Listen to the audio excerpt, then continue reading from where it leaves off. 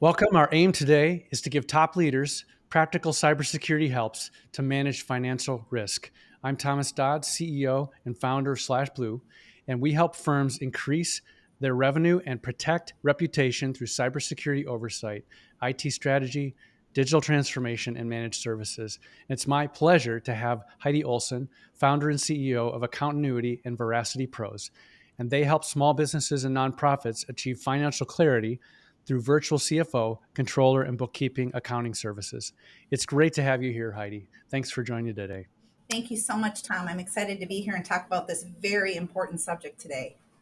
So I want to start with it's rare that I meet a business owner that's been in business for a long time, and it's just a privilege. And I recall that we met shortly after I had gotten going on my business. I think it was probably 2004, maybe after I'd been in business for a year, but we met. I walked into a BNI meeting and got to meet you there, and you were so generous from the start, willing to give referrals and to trust people and to be out there in the marketplace, put yourself forward. It's just really been fun to see you grow and succeed, and really an honor, and congratulations for your success. It's been a lot of fun to see that.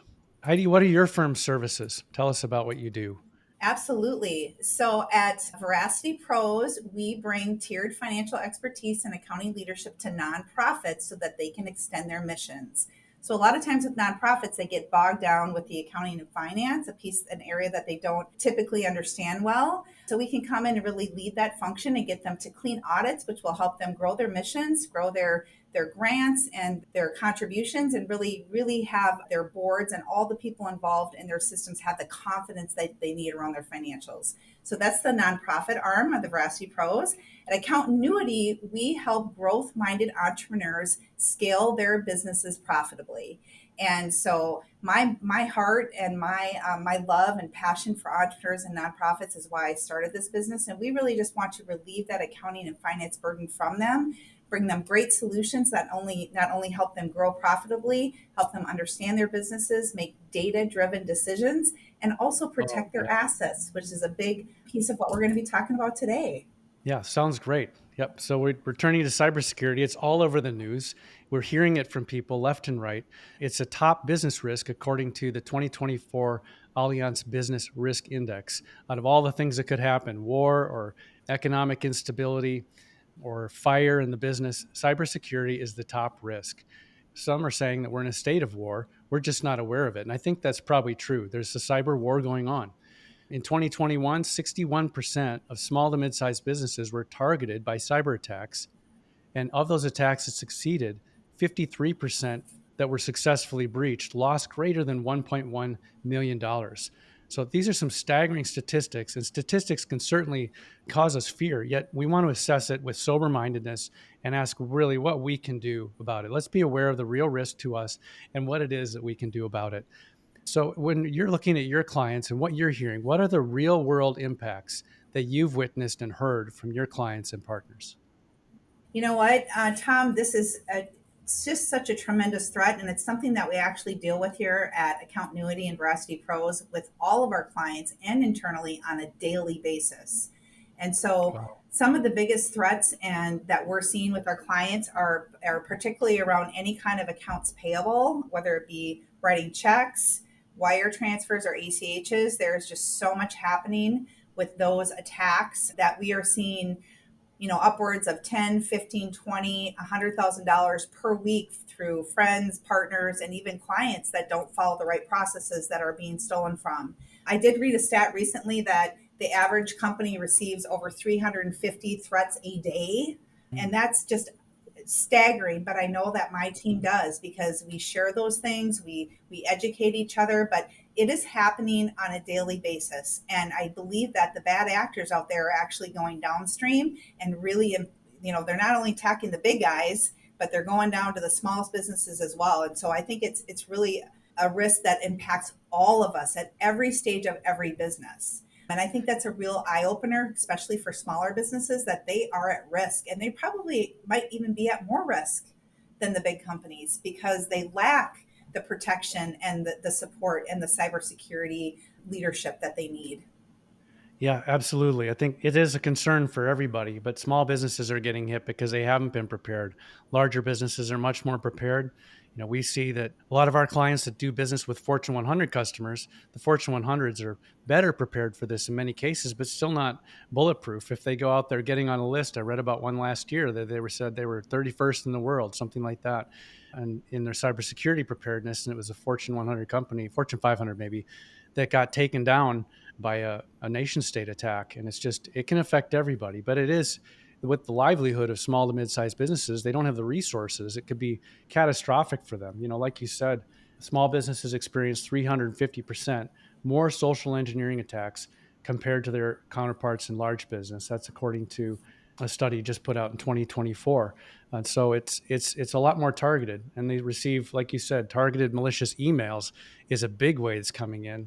One in every 323 emails are a potential threat for small businesses, and just the weakest link is what's need to be exploited. So it is a really big problem out there for sure. So how do you, in your role and in your work, how do you advise your clients and partners to help them regarding cybersecurity protection, fraud protection? What are the things that you do for that? Yeah, well, I think it's multifaceted. First of all, just being aware at the CFO level and at the leadership level that it is such a crucial topic that we have to lead through and we have to be very aware of and being top of mind. So, first of all, I think that probably is a big transition from even 20 years ago when I started this Mm, business. This was not as big of a threat at all, and I don't think it was necessarily on CFO's radars the way that it is today. But the reality is that if you don't take the right measures, you're putting your entire organization at risk. And so the things that we talk about to our clients and to our CFOs and our team are multifaceted. First of all, making sure that you have the right partner. So you need to have an external partner that's actually bringing you the right solutions to protect your company, right? So all mhm, these phishing emails and all the things that are coming in, what can we do to negate them? What can we do to actually block them from coming in and having the right company to help us with that? Two, cybersecurity insurance, which I know is like a very changing environment right now, but you should have it and make sure you understand it, right? And That's it right. changes every year and it gets more expensive every year because the losses are staggering and they keep going up. But really understanding, it's kind of surprising to me how many of our clients still don't have it, and really that education that they need to really say this is imperative. It's just like having general liability now. Like you need to have cybersecurity insurance. That's right. Very important. The third thing is it's what you have to tighten down on all your processes and procedures. Because the reality is, if you have the right processes and procedures and segregation of duties and approvals in place, most of these things can be avoided. I do believe I read a stat that 98% of all cybersecurity attacks are some human error involved in them at some point, right? So, Mm, the reality is there are companies that protect us, like you and all of our IT companies can only do so much. We're still going to get a lot of bad information and bad people trying to steal from us. We have to be smart enough and have the right processes and procedures in place. And we have to have common sense, right? So I talk to my team a lot about, like, if you see an invoice come through and it doesn't quite look right, you need to just not accept it and push it through. You need to start asking questions. Like, we all need to be, I think, very aware and on our toes about things and not accept things that maybe we would have 10 or 15 years ago. Just look at everything with an eye for, like, questioning. Is this accurate? Is this coming from the right person? And one of the things that we have done, we're very, very adamant about, is that our accounts payable processes are followed to the T. And yes. the biggest piece of our accounts payable process, I mean, it's multi-layered, but the biggest thing is that we require verbal approval to pay anything for our clients. So the reality is, unless you do that, I think you're putting your entire organization at risk, because there's just so much out there that can happen with payables and wires and ACHs and payroll. I mean, it's crazy the stuff that these guys come up with, these bad actors. So if you get verbal approval on any sort of change and any payment that's coming through your organization, you are going to mitigate the majority of any risk that you have in your company. The fourth thing is, and I actually read this on one of your LinkedIn posts a while back, and I do believe that this is so important for companies to realize that the strength of their cybersecurity is going to be their ability to retain and get new clients, because it is going to become like that in the workplace. Because as companies experience losses, they're going to be looking for leaders that take this seriously and that are cutting edge and that don't accept anything but the best. That's just the reality. And I love that concept. And as I think the big businesses, the Fortune 100s and 500s have accepted that and embraced that, but it's now going to go downstream because it's impacting all of us. That's great. One of the things you talk about, certainly awareness, but and everything that you mentioned, the partners, the cyber insurance, the process, the getting new business, it's I could sum that up in one word, and it's trust. It's about who are we going to trust? How are we going to build trust?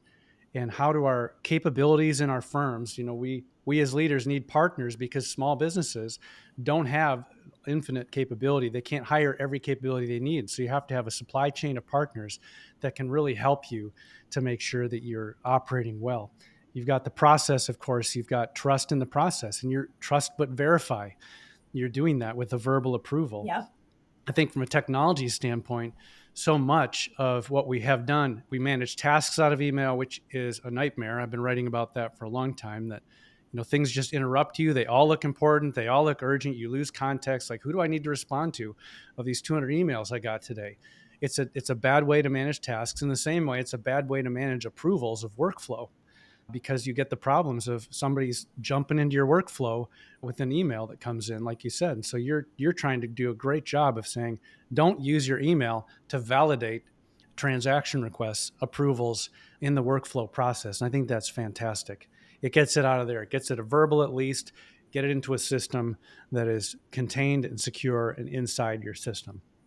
Yeah, and I couldn't agree more. It's all about trust, Tom. All about trust. I mean, everything in our lives, honestly, is about trust, right? With Yeah. our families, with our employees, with our Yes. team, with our clients, with everybody. But I think the reality is that we have experience and our clients have experienced their emails being completely taken over, right? Like someone just hacks into their email because they don't have the right security, and so they take over and they send us emails out of our clients because our clients aren't properly protected. So that puts our clients and us at risk. So that's a huge opportunity for the bad actors. The other one is that just the entourage of fake invoices that we get for all of our clients. It is insane how, and I don't even know how they are. I mean, there's some magic happening out there of how they're getting our right email addresses and how they get at us and how they make it look so real. But there are ways to tell if it's Yeah. actually legitimate, right? So, Yes. hovering over the email address. Clearly, if it's not from Heide.Olson at All in One Accounting, if you hover over it and it says someone else, it's not from me. And you know what Don't is open so surprising, Tom? it. My daughter is in Yeah. London studying, and she has an internship. She actually was the victim of this. She got an email as a brand new intern her first week in London from her boss, or so she thought, asking her to go to the store and get gift cards. Isn't that crazy? This even How about happening that? in London to my daughter who's in college, who's doing an internship. Like that Wow. just like blew me away. And she of course called me right away and I said, that's not legitimate. Call your boss right away. And she did, and it was a total scam. But I mean, it's impacting everybody. It's such a huge problem. And I really want people to be aware of it, because if they're not, they are going to experience losses. It's just a matter of time. It's not if, it's when. That's right. It's not if, but when. So you have to be prepared for it. Have to be prepared for it. So I'm really excited to have this conversation and getting lots of good tips out here. We'll summarize this at the end, and then we'll have a summary of the notes available for all you listening at the end as well. So first, of course, Heidi, we need to protect ourselves in this. That starts with responsible, faithful stewardship from disrupted operation, fraud, ransomware. We also want to look out for the good of our clients and protecting their data and their reputation as well in the marketplace. So what are the top specific areas that you see? Like, what are the things that need protecting that you protect first? And then that from your clients, what do they need to protect first in terms of the finance area? Yeah. So again, I think whenever you're dealing with confidential information and whenever you're dealing with banking information or wire information, you just have to always treat that with the utmost security level. So, never emailing, never sharing anything that's not in a secure platform, and making sure, even back to the password thing, right? Like making sure that you have encrypted, very complex passwords that are being changed on a regular basis, that you're using a password tracking system that's reliable. I mean, the reality is so many clients still have the post-it underneath their keyboard. They're not changing their passwords enough. They're not sophisticated enough. They use the same password for everything, right? I mean, that's honestly still happening, and it's frightening Yes. to think about.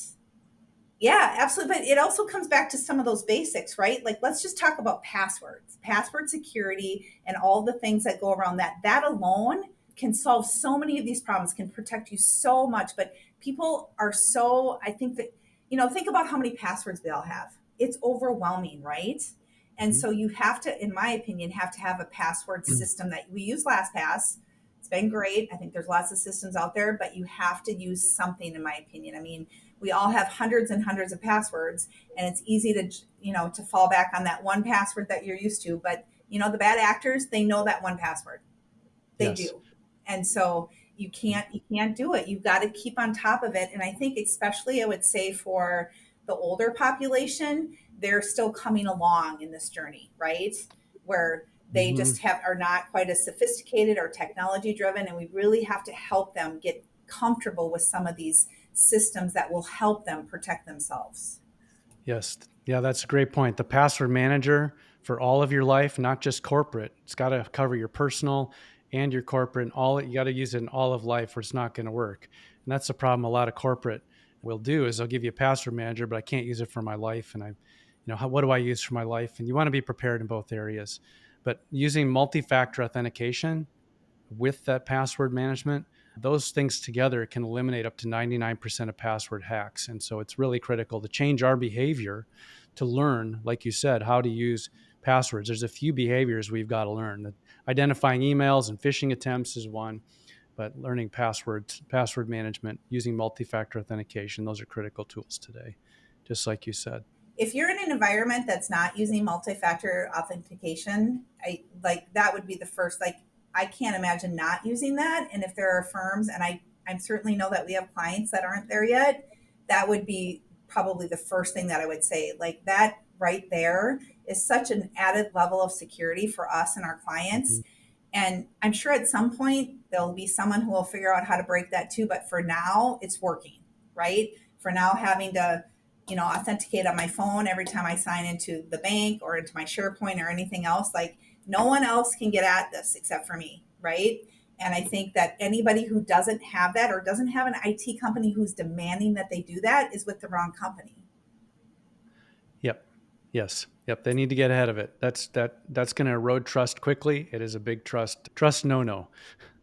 So getting that in place is certainly important. What else in terms of the data and the reputation protection? You've talked about, you talked about confidential information. What kinds of confidential information do your clients having to protect? How do you identify that? You've got regulatory, PII, personal information that every business has, personal health information, Yep.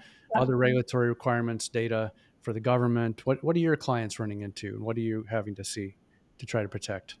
Yeah. So first of all, I think with any so there's their actual financial information. Like, you want to make sure that that is housed and secure, and that you're always sending it securely. The second piece is all of your financial institutions, right? Making sure that you have password protection, dual authentication, login information, and that you also are protecting that internally. It's in a secure place that's not shared by all. So, like, even your internal structure, right? Making sure that the right people have access to the right things and not everyone in your organization. So we've had to really adjust that as we've grown. So again, Tom, when you and I met, I was out of my basement, right? 20 years ago, just me.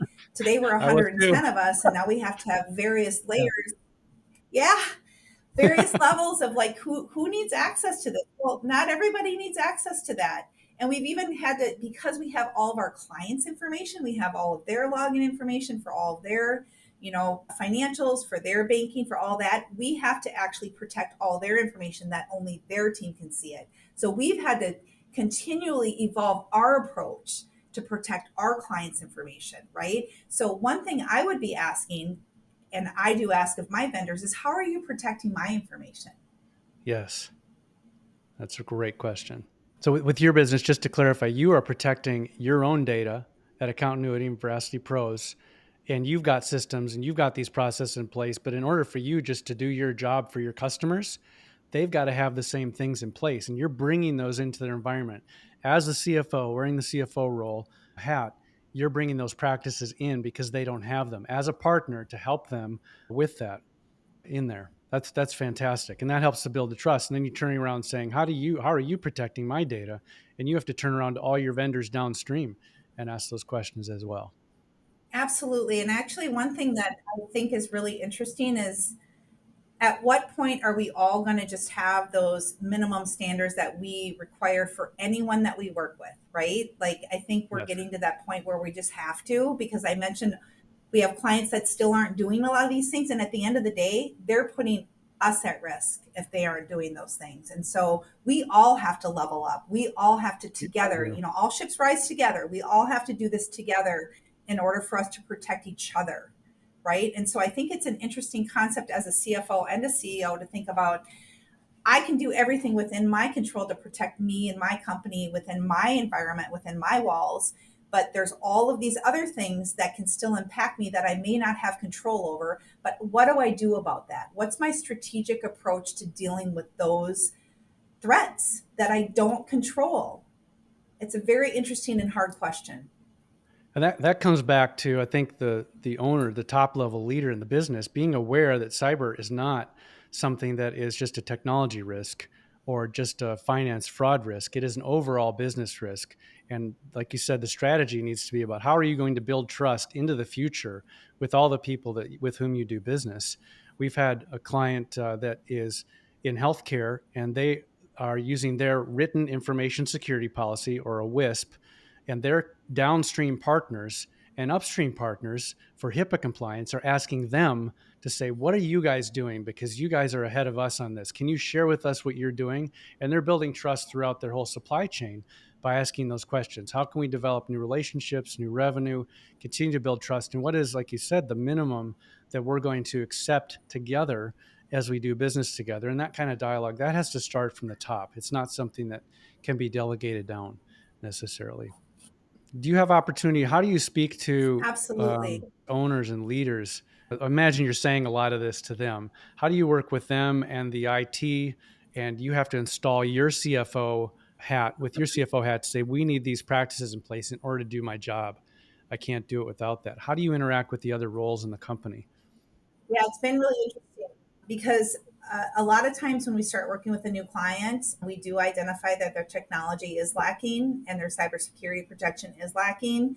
And it is one of the things that we have very courageous conversations with them about, to say, you know what, you guys are at risk and here is why, and this is what we see, and you need to fix it. And we can help you, right, by giving you best practices, by giving you some things that we're doing. But at the end of the day, a lot of times they're just not with the right provider, and they don't have the internal leadership that is aware and thinking Mm, strategically like you and I are talking about right now. And they probably don't truly understand the vast threat that they are facing.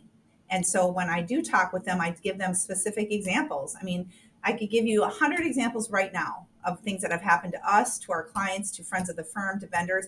It's happening, Tom, every single day. It's frightening.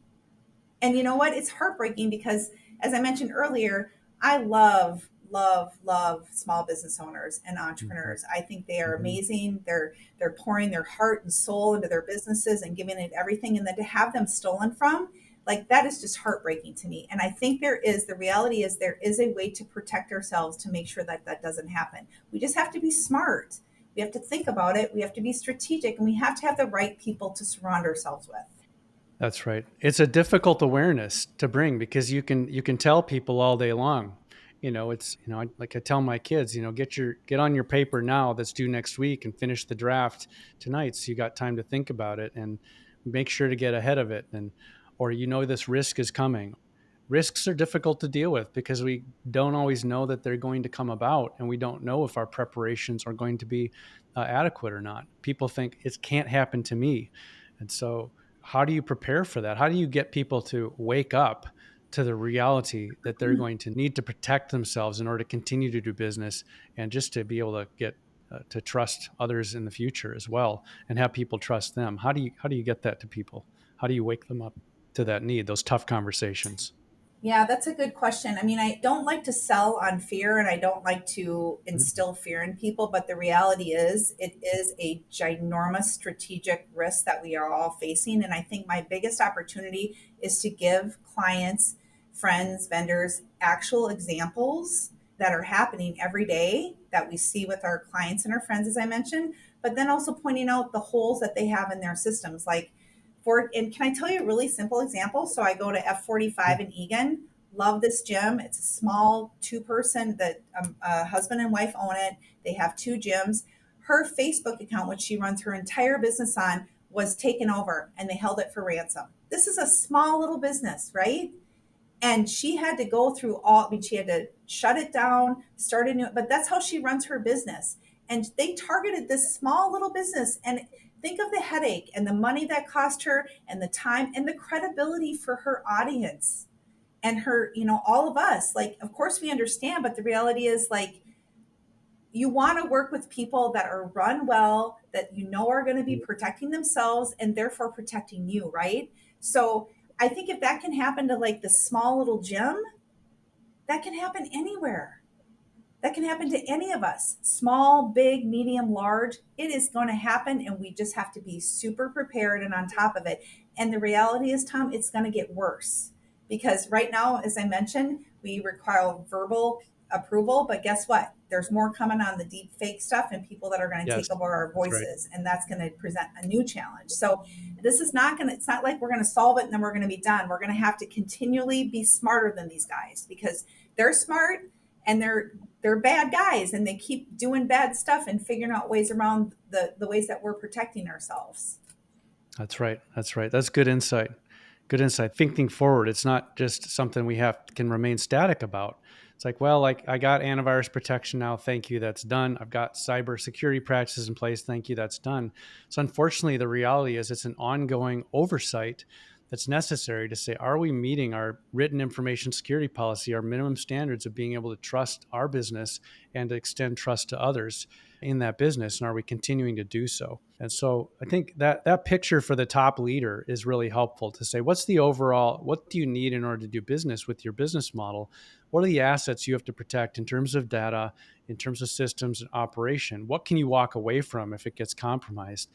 I've dealt with some businesses that are at such high risk. It's not a, like you said, it's not an if, but when, but I mean a when catastrophically, like someone's trying to take them out, and you'd have to plan for that Yeah. scenario. So getting those scenarios on the table, what's the impact to your business model in your context? And you can say, easily, what kind of revenues would you lose if you got hacked and ransomed? What would be the impact to your business? Could you recover? You'd put a dollar amount on that, and then you can look at a likelihood. Now, the statistics of likelihood are not out there for small business yet, but they will come because cyber insurance is tracking all that stuff. Who gets hacked, how big, what practices do they have in place? That's going to be invaluable information to some degree in a few years. Hopefully, the cyber insurance companies are worthy of that trust of that data from us, right? We've got to be able to partner with them to do that. But you can get the likelihood. 61% of small businesses had some sort of breach in 2022, I think, according to the Verizon report. And you can use that 61% of breach. Well, what's the average cost of a breach? It could be $5 million, but that's small business to big business. It's difficult to get the cost. You have to evaluate it for yourself. What's the cost? Would that type of event put you out of business? What is the cost of non-replaceables? There's replaceables like, well, we can get computers back, we can reinstall stuff, but operating profits, reputation, the reputation of your clients, if you're compromising their data, what is the impact if your email gets hacked and an email comes from you to one of your clients and takes them down? How's that going to affect your future ability to do business? And are you doing what's the best interest of your neighbor, your fellow business person? And so you can create some of these scenarios and then say, what are the costs of these? And then what's the cost to mitigate against them?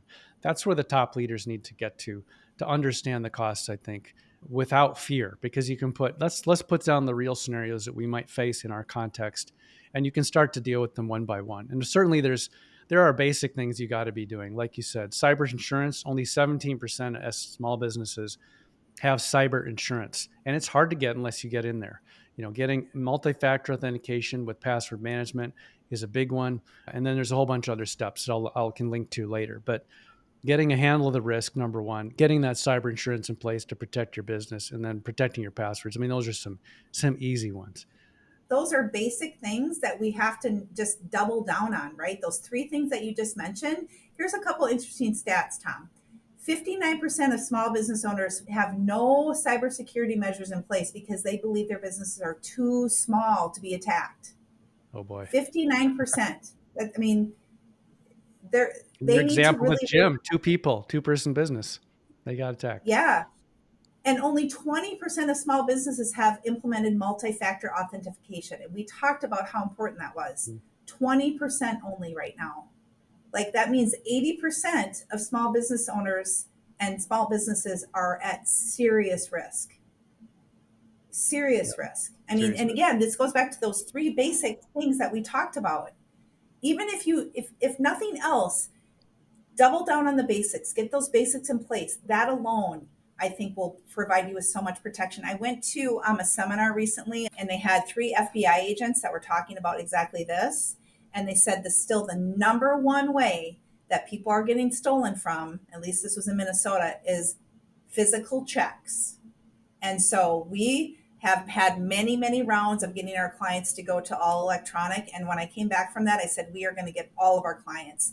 Writing paper checks is absolutely an enormous risk for your company. So if nothing else other than like the three basics that we talked about, and then in addition, do not write physical checks. Get to a bill.com, That's great. get to a technology that you can leverage to write your check so that someone doesn't get one and I mean, there's just too much technology these days where they can take that physical check and they can alter it, they can copy it, they can do all sorts of things. And there is so much, the amount that's being lost just through that is astronomical. And the FBI said that is still the biggest risk that they face right now. So when you see people, you said to me earlier that people are losing money every week. You've got somebody that you know of or hear of that has lost money to a fraud. What is that? Is that coming through physical checks? What are the sources of that fraud, and how do you counsel your clients to protect against that, prevent Yeah. that fraud? Yep. There's a number of ways. One, physical checks being stolen, altered, Yep. copied, and then they just Verbal. write as many checks as they want. And number two, the phishing emails with the bad invoices that look Mm. completely legitimate. Like you have to Hmm. be really, you have to almost be a detective at this point, right? I say that to my team. Like every invoice you get, you have to examine who did it come from, what's the email address, is there anything at all on there that looks suspicious?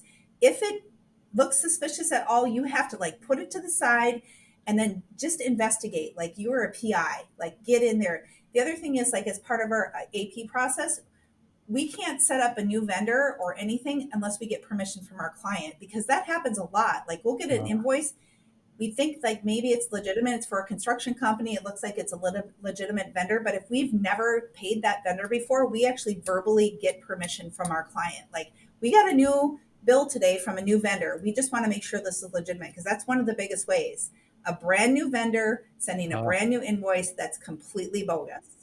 You know, a LinkedIn is a big one. We had lots of fake LinkedIn invoices for our clients, and a lot of our clients use LinkedIn. So it's like we would typically pay those, right? But they adjust them. The other one is people changing their payroll. So your uh, payroll department should be on high alert. So if they get an email from, hey, I need to change where my direct deposit's going to, always verify with a phone call. Hey, Sally, did you really want to change your bank information? No, I didn't. Why did you think that? The other thing is vendors who get paid automatically to a bank account. Like, let's say you've been paying ABC company for 15 years to this US bank account, and you get a notice from them that they want to change it to somewhere else. You got to pick up the phone and call mm, them and say, did you want to change where we were making that payment to? That happens all the time because it is a legitimate invoice. It is a legitimate company that we have been paying for years, but someone's hacked in and asked us to change where that payment's going. And you know what happens? People do it and they don't catch it for months until their vendor goes, hey, you haven't paid your bill. mm. And we say, or the client says, yes, we have. Well, we haven't gotten payment. And then they peel back the onion, and here we go. It's a bad actor in there that had them change where their payment was going to. So Wow. that's just a few examples of the biggest things that we're seeing. I think the biggest aha moment for me, Tom, over the last year is the frequency, just how much is happening. I mean, 10 years ago, 15 years ago, it was not, it was pretty rare. I mean, honestly, 323 a day is what the average small business receives. Yeah, it's overwhelming. It turns out though that the things you're talking about, they are long time, good standing, common sense, maturity of good stewardship, especially financially, Yes. in terms of checks and balances and who's responsible for what. And so our awareness of our responsibility, accountability probably gives you continuity. Sorry, you can use that Yeah. on your website if you want, but Yeah. And I'm just kidding. I think I will. Thank you so much. Yeah.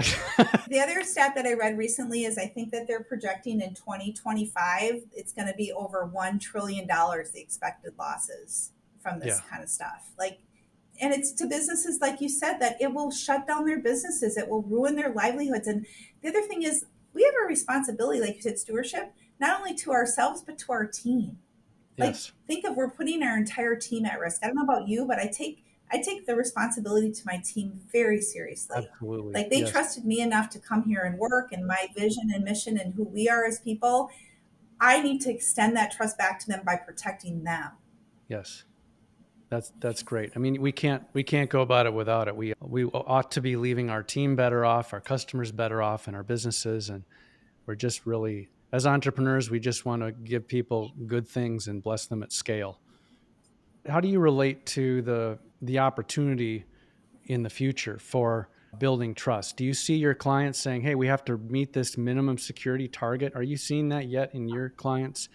To be able to do business with somebody, whether certainly it's true for compliance targets.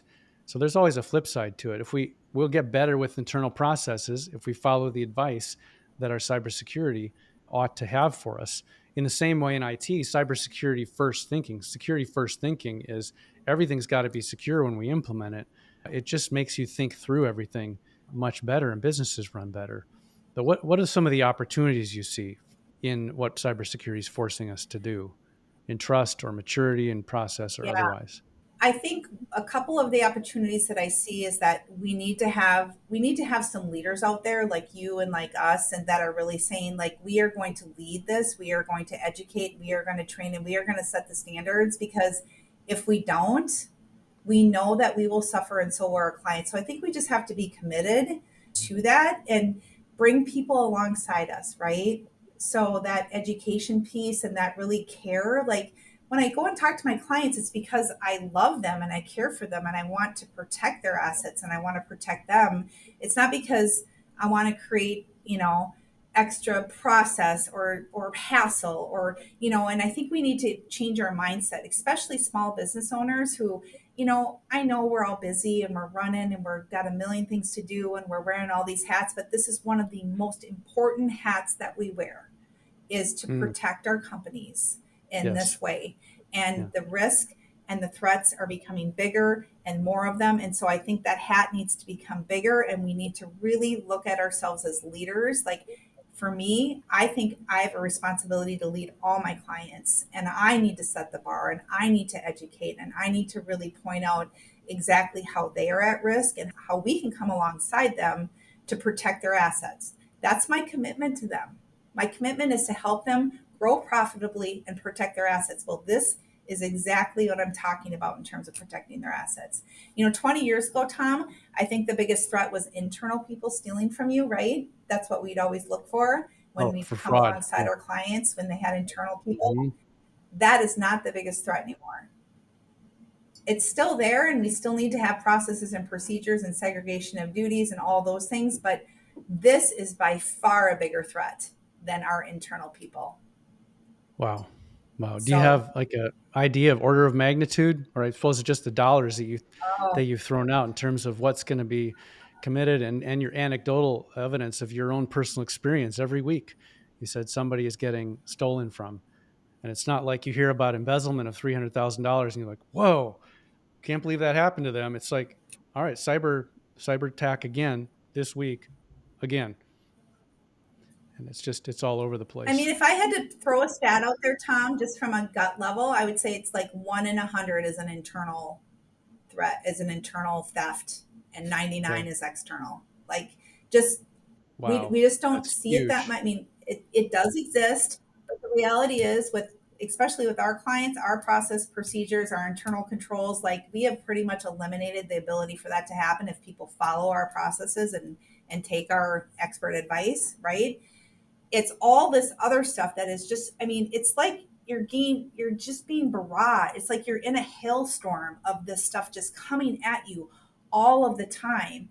And I think my team, I mean, the reality is at some point we're going to just be beaten down by it. So we have to get ahead of it. We have to stay positive. We have to understand the magnitude of what we're doing and the impact that we're going to have on our clients. Like, we're going to save businesses. We will save the lives of businesses by doing this work. It's a big 100%. responsibility and it's a big opportunity to really help people and bring them good. That's great perspective. Great opportunity to help people. We're helping the supply chain, the economy, the world by helping to do that.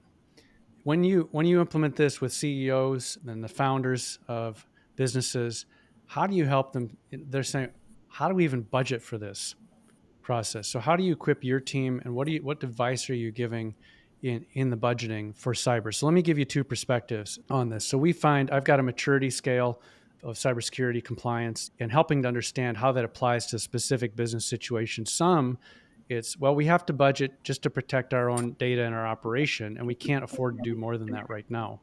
So the simple things we've talked about can apply there. But then you say we're in a regulated industry and we have to comply with this or we're going to be in big trouble and we're not going to be able to do business in the future. Or we need to do business with larger customers. They're demanding now, or going to be demanding, that we have certain minimum standards for cybersecurity in order to keep trust and do business with those businesses. The further you get down this scale, it goes from protecting operations and loss to loss of business in the future.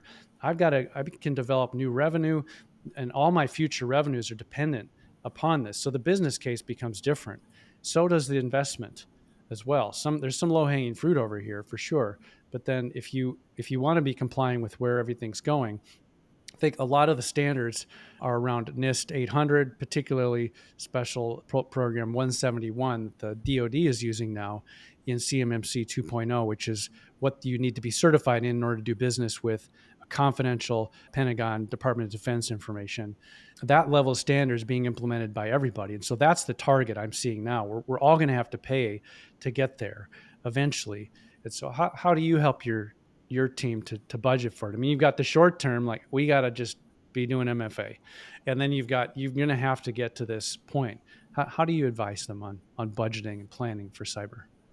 So I think we do break it down by all of those individual areas, and we talk with them about what, making sure that they're covered in those areas. But to your point, I think having strong internal controls and having the right partner and having a really strong foundation and strong leadership around this is going to be a strategic differentiator for companies in the future. And the reality is, if you invest now and get there now, you're going to be in front of your competitors. They're going to be lagging behind. Yeah, And I so, agree. one of the Totally agree. things that I really love about this conversation, Tom, is it actually makes my wheel spin about how we can actually further talk with our clients about that specifically, budgeting to get ahead, right? And our approach here at Accountability and Veracity Pros has always been, we want to make sure that we are on the cutting edge of technology, that we are leveraging technology for ourselves and for our clients. And it's moving so fast right now, not only the things that are good that we can leverage for our clients and we can use AI and all those things, but then there's this side too, which actually I think is going to be coming along right alongside. And if we can Yeah. be on the forefront of that, if we can be out ahead of everybody else, we're going to already be there. And the other really key piece, Tom, that I think is educating our teams, right? So you and I are very aware, we're talking with our clients about it, but I also need to make sure that all 110 of my team members are aware, they're educated, they're continually getting trained, and that they're talking to their clients, because there's only so much interaction that you and I are going to have. They are on the front lines. They Yes. are the ones that are experiencing the head-on attacks, and they're the ones that I need to be able to be saying to our clients, hey, I'm getting way too much of this stuff. We need to talk, like, either your technology company is not doing what they're doing, or we need it, like, something needs to change. Like, this is a risk and it's getting worse, or like, They need to have enough knowledge of what's happening and what's right and what's wrong and what we can do about it to properly train and work with their clients.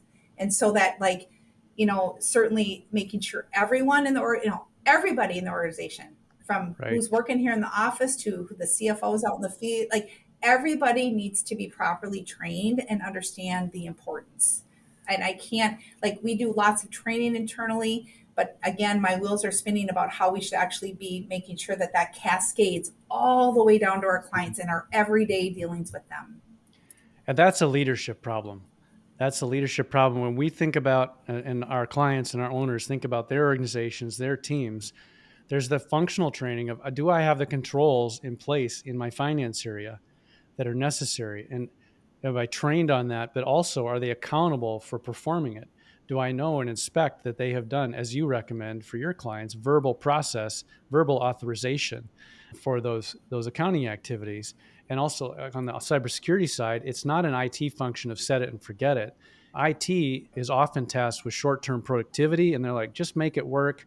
Make sure to get this new CRM in place, help deploy our ERP, help us with AI to drive productivity. But that responsibility of the CIO, they don't have room for security. You've got to put that into a chief information security officer, a CISO, who's thinking about overall risk and saying, this is an operational problem. You get the phishing training.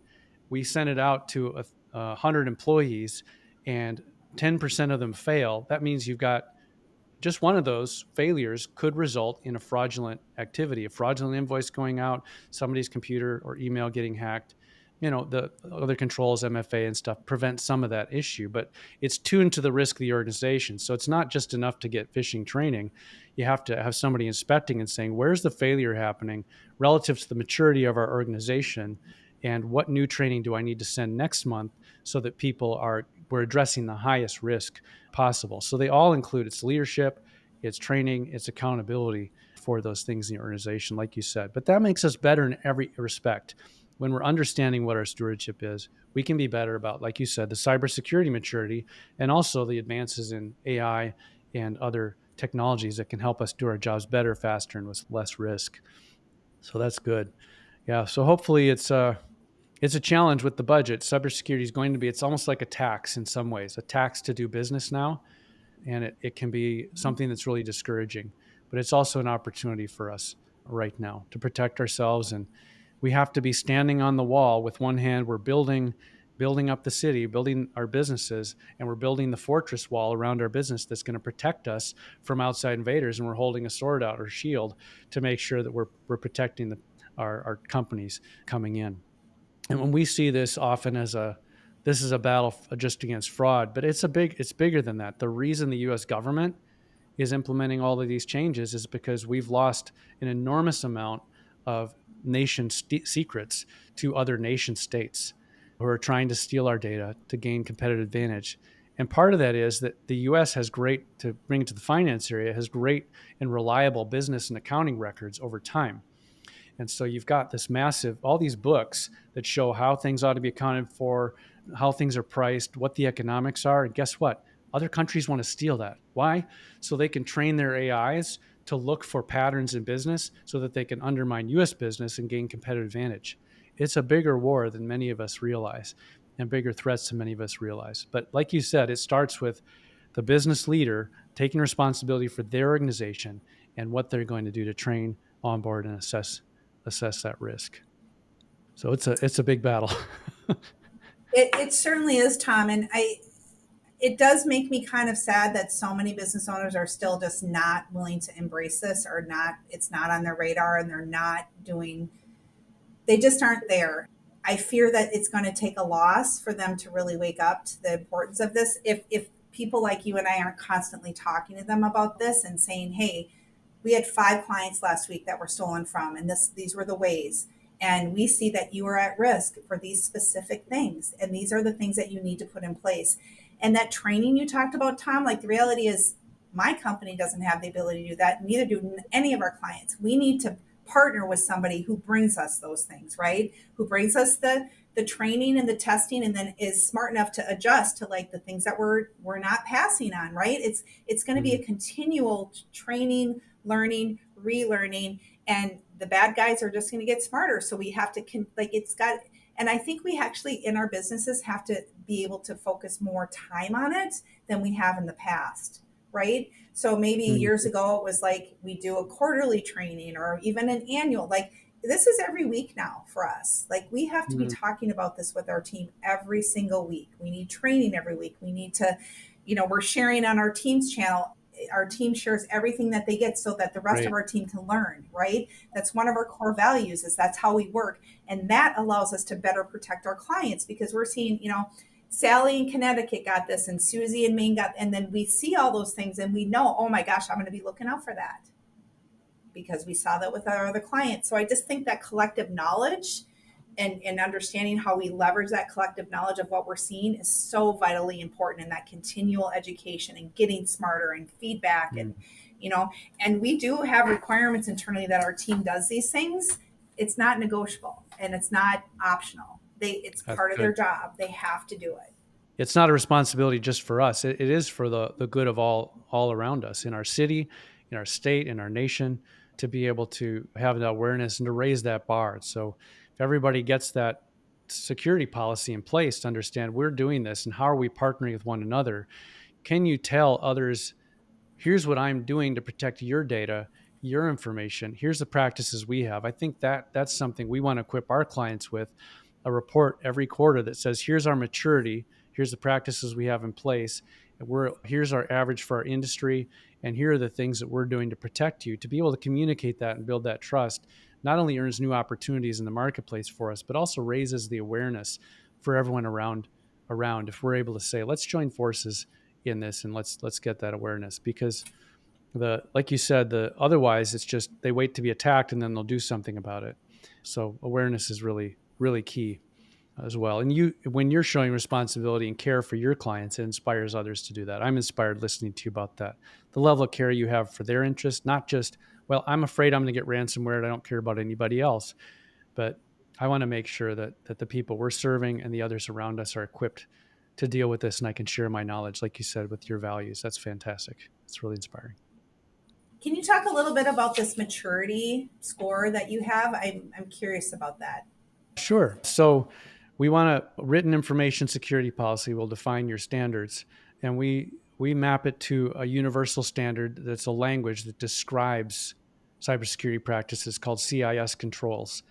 And CIS controls is something that every top leader needs to be familiar with. I think C-level leaders do, in terms of how it describes the what are the practices that are necessary in cybersecurity in the language of business capability that leaders need to understand. And so we write the information security policy, and then the maturity is, how far along down that path do you have to go? How many of the CIS controls are you putting in place and are needed for your business?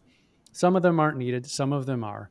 There's requirements in different areas, like, are you using MFA? Are you inspecting vulnerabilities every week and assessing the potential new vulnerabilities to your technology environment every week? Is that reviewed? Are you implementing phishing controls?